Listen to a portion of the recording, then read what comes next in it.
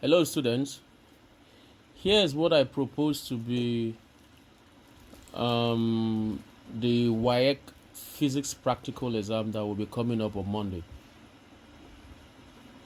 I've seen a lot of videos flying on the social media, but I have not seen one that talks precisely about the electricity practical, which is experiment number 3. So this is experiment number 3. I have conducted this experiment and myself and my students will obtain results for it. The specimen that were given to us instructed that we provide a galvanometer that reads between 0 to 100 milliamp, a 2 ohm resistor, standard resistor, a rheostat, a voltmeter that reads between 0 to 2 volts, a 1 meter length Constantin wire of standard wire gauge XWG 28, standard wire gauge 28, and I believe we've also in that experiment we also provided with a micrometer screw gauge. I believe the micrometer screw gauge is meant to be used for the measurement of the wires to actually predict which is 28 and which is 32 XWG. So also we have 1.5 volt cell. We've been asked to provide that, a key, and then connecting wires. And this circuit carries almost all, if not all, of the specimens that we were asked to provide. And from the experiment, we obtained very, very good results from it, and the circuit responded. We all know as teachers how the electricity experiment usually gives us issues trying to couple, assemble. So, but this one went well. The results, the data, the circuits and the component also responded very well, and there was a good result we obtained. So I want to share this with us. But how did we conduct the experiment?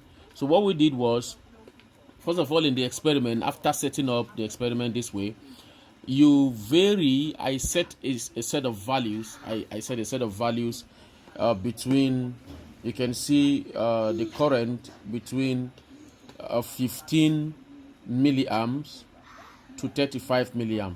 So what I do is I plug in, I vary the rheostat. After doing the connection, I vary the rheostat until I get a 15 milliamp reading on the galvanometer.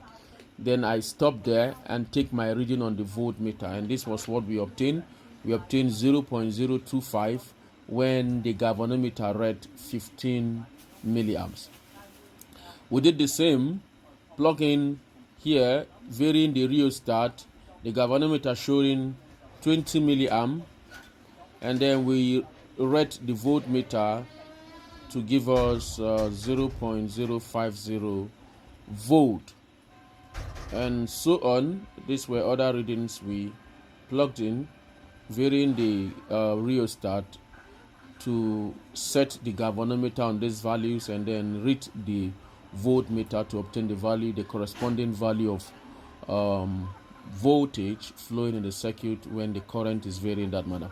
So this is a very simple circuit, and all the results we obtained, they were smooth as the values were moving concurrently with one another. You can see the difference between the voltage readings. I think it was just here that we had a little shift in the value. And then this is my proposal also. I have proposed that the experiment will be asking us, the question will be asking us to plot a graph of current on the vertical axis against the voltage on the horizontal axis.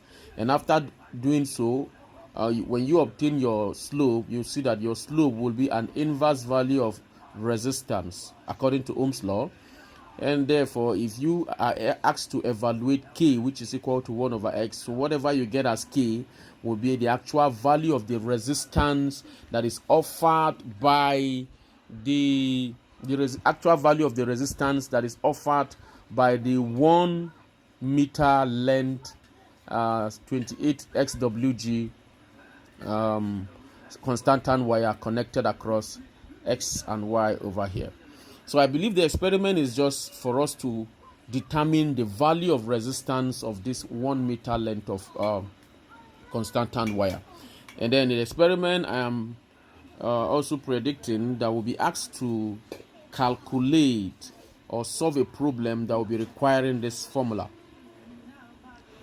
So go and study how to solve problems with this formula, where R is the resistance of the wire, the rho there, the Greek symbol rho, will be the resistivity of the wire, L is the length of the wire, and A is the area of the wire. This is most closely the type of question that will be asked in question number 2, which is the second part of the experiment after conducting the experiment. So this is what I have for us today.